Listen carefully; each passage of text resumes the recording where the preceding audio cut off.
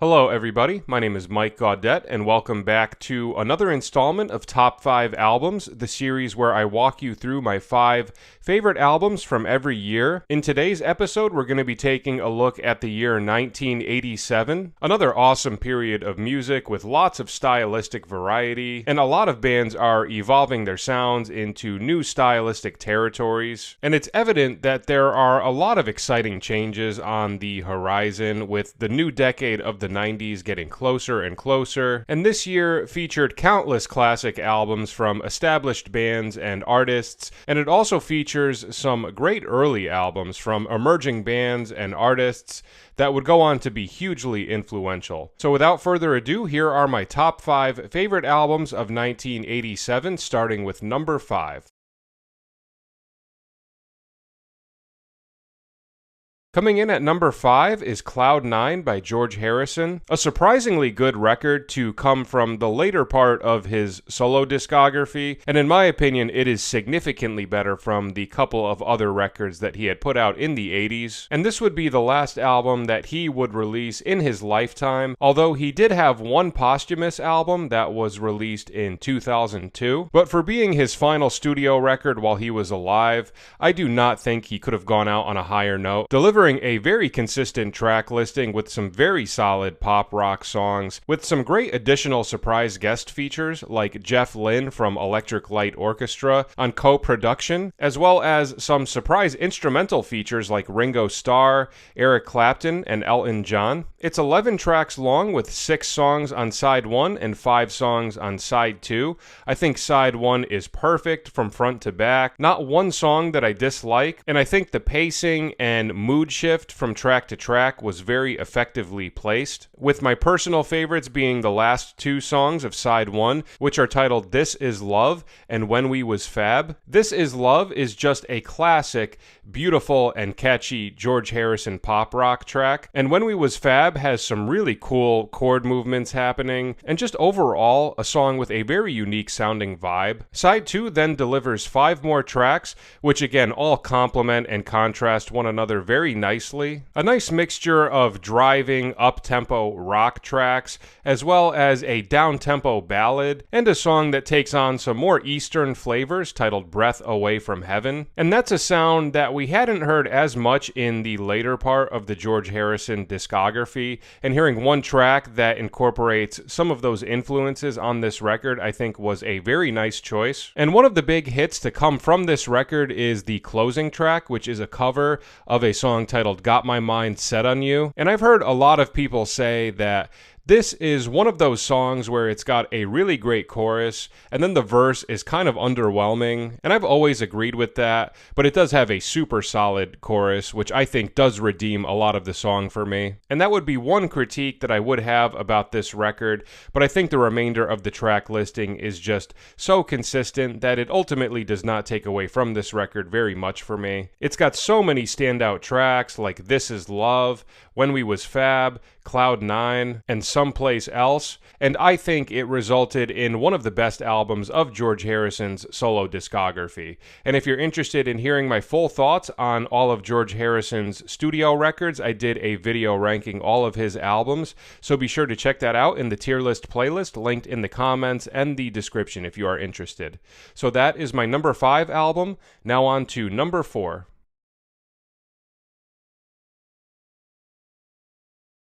Coming in at number 4 is Music for the Masses by Depeche Mode. This is a classic record from the Depeche Mode discography, and this record is centered around a synth-pop, electro-pop, and new wave sort of hybrid with some similarities to their previous records, and we hear the continued use of sampling, which is a technique that they had started implementing a couple of records prior to this, and it's 10 tracks long with 5 songs on each side, and again, I think side 1 is perfect all the way through. In my opinion, it is the strongest side of music to come from any Depeche Mode record, giving us some classic hits like Never Let Me Down Again and Strangelove, in addition to the beautiful melodic synth-pop vibes of The Things You Said and Sacred. as well as the more stripped down and eerie mood of Little 15. Just a perfect set of 5 tracks in my opinion. I do not think they could have opened this record with a stronger side 1. And for me, this is one of those albums where I do think side 1 is far superior to side 2. I still enjoy side 2, but all of my favorite songs from this record do happen on side 1. But there's still so much that I love about side 2. I think the opening track, Behind the Wheel, is incredible. And a couple of other standouts for me would be I Want You Now and Nothing. And those would be the high points of side 2. But like I said, I do think side 1 is far superior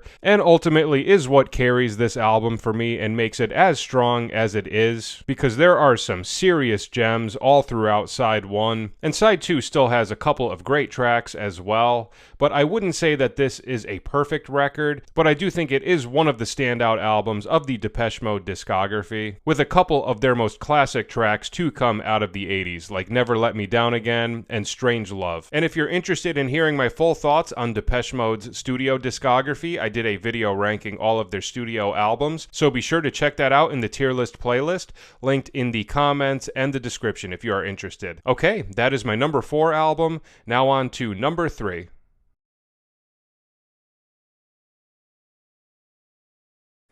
Coming in at number 3 is Sister by Sonic Youth, one of the great records to come from the Sonic Youth discography, and an album that marked an important turning point for the group. Everything sounds enhanced on this record. The production is cleaner, the guitar writing and layering is becoming more and more intricate, the songwriting is more refined, and is starting to incorporate some pop sensibilities on select tracks, and they would also veer off into the noise pop genre, which is another addition to their sound that I think was very positive. And this is a loose concept album with inspirations coming from sci-fi writer Philip K. Dick. It's 10 tracks long, and it's a very easy listen at 37.5 minutes in length. And in general, I think every song on this album is great. There is not one track that I dislike, but I do think the strongest succession of songs on this record happens from tracks 1 through 5. In my opinion, it is a perfect set of 5 tracks that kickstarts the album in the strongest way possible and offers some really nice variety in mood, especially with Thurston Moore and Kim Gordon alternating vocal duties. Schizophrenia is a beautiful opener and a classic Sonic Youth track that shows us more of the mellow side to their songwriting. And then the 4 tracks that follow that all work off of each other so beautifully. We have a couple of more hard-hitting, darker tracks with Catholic Block, Stereo Sanctity, and Pipeline/Kill Time, which is a Lee Ronaldo vocal feature. And in addition to those couple heavier tracks, we also have a track that's on the more mellow side of things titled Beauty Lies in the Eyes, which showcases Kim Gordon more from a poetic and spoken word standpoint, which I always love to hear and is a staple of the Sonic Youth sound. So I think the first half of this record is completely flawless. We get a classic Sonic Youth hit with Schizophrenia, as well as a couple of heavier tracks, and then the spoken word and poetic side of Kim Gordon, and a vocal feature from Lee Ronaldo. When it comes to the second half of the album, for me the high points would be the final 2 tracks, which are Cotton Crown and White Cross. Cotton Crown opens up on a relatively pleasant sounding mood, and then following that up with the dark and hard-hitting White Cross concludes the album in the most satisfying way possible. So I think this is an incredible record. Like I said, it was a turning point for the band and their sound, and it set them up to reach an even wider audience and blow up even more on subsequent records. And I would regard this as one of the best records of the Sonic Youth discography. And if you're interested in hearing my full thoughts on every Sonic Youth album, I did a video ranking all of their studio albums, so be sure to check that out in the tier list playlist, linked in the comments and the description if you are interested. So that is my number 3 album. Now on to number 2.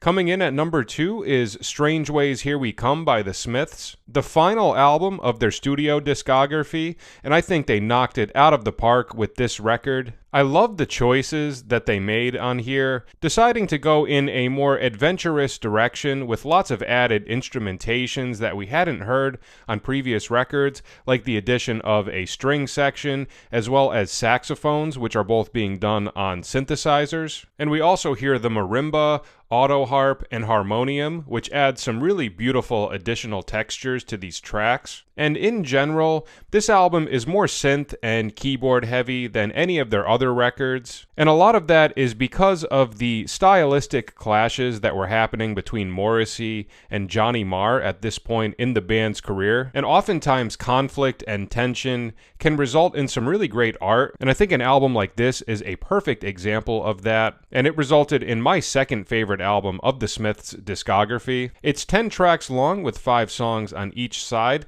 and for me this is one of those records where I think the track listing is almost completely perfect from front to back. It does have one song that I'm not crazy about, which I will get to, but if it wasn't for that one track, I would say that this is a perfect record. For side 1, my favorites would be Stop Me If You Think You've Heard This One Before, which would also be a top 5 favorite Smiths song for me. And my other 2 favorites from side 1 would be the opening 2 tracks, A Rush, A Push, and The Land Is Ours, and I Started Something I Couldn't Finish. For side 2, my favorite track would be the opener, Last Night I Dreamt That Somebody Loved Me, a beautifully haunting track that is such a cool choice for the opening to side 2. It completely changes the tone and direction of the record. And my other favorite track from side 2 would be the closer, I Won't Share You, which concludes the album on a very peaceful and serene note, and is a really nice contrast to the darker mood of the opening track to side 2. And the only track on this record that I've never been able to get into is Death at One's Elbow from side 2.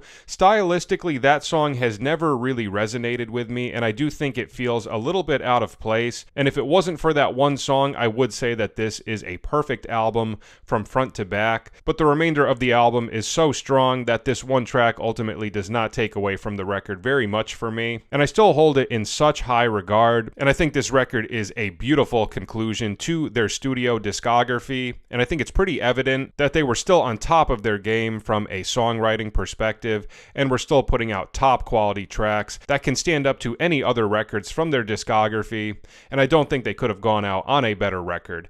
And if you're interested in hearing my thoughts on the Smiths' discography, I did a video ranking their studio albums as well as their compilation albums, so be sure to check that out in the tier list playlist, linked in the comments and the description if you are interested. Alright, so that is my number 2 album. Now for the grand reveal, here is my number 1 favorite album of 1987.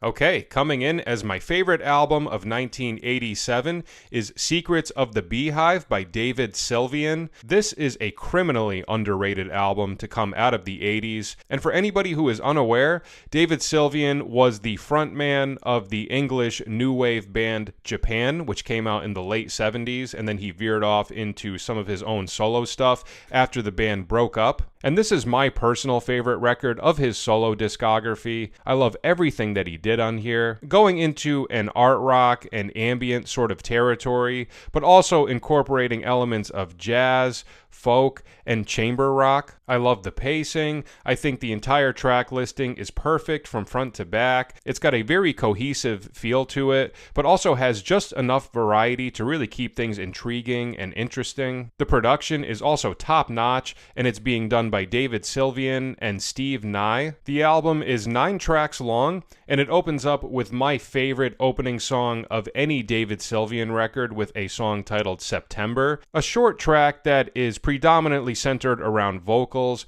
piano, and a string section, and it has some truly beautiful vocal melodies going on, as well as some very colorful and exotic harmonic movements within the piano. One of my all-time favorite David Sylvian tracks, and the perfect way to kickstart this record. And then from that point on, it is just one incredible song after the next, with a couple of tracks that are more centered around the acoustic guitar, like The Boy with the Gun, Orpheus, and When Poets Dreamed of Angels, as well as a couple of more synth-centered ambient tracks like Maria and Let the Happiness In. And aside from the opening track September, it does have a couple of other songs that are also piano-centered, with The Devil's Own and Waterfront, which has some piano parts as well as some parts that are string-based, and Mother and Child opens up with just upright bass and vocals, which kicks things off with more of a jazzy flavor, and then eventually the piano and percussion get introduced into the track. And I do not think there is one bad song throughout this track listing. If I had to narrow it down to a couple of favorites, I would have to go with September, The Devil's Own, Waterfront, Let the Happiness In, and Mother and Child, which is over half of the track listing, so it's pretty hard for me to even narrow it down because I think every single song on here is just a home run, and I just love this record. It contains a handful of tracks that I would regard as some of my favorite David Sylvian tracks, and stylistically, I love the choices that he made. I think it offers the listener a little bit of everything that David does best, and it resulted in my favorite album of his solo discography.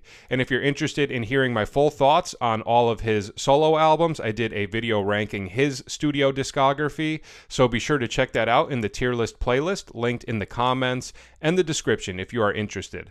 So that is my favorite album of 1987, and to recap, at number 5 we had Cloud 9 by George Harrison, number 4 was Music for the Masses by Depeche Mode, number 3 was Sister by Sonic Youth, number 2 was Strangeways Here We Come by The Smiths, and number 1 was Secrets of the Beehive by David Sylvian. If you haven't heard any of these records and you check them out, please let me know what you think in the comments. I would love to hear your thoughts. And please let me know what your top 5 favorite albums of 1987 are in the comments. I would love to see your lists. Alright, that is it for today. Thanks so much for watching, and stay tuned for my top 5 favorite albums of 1988.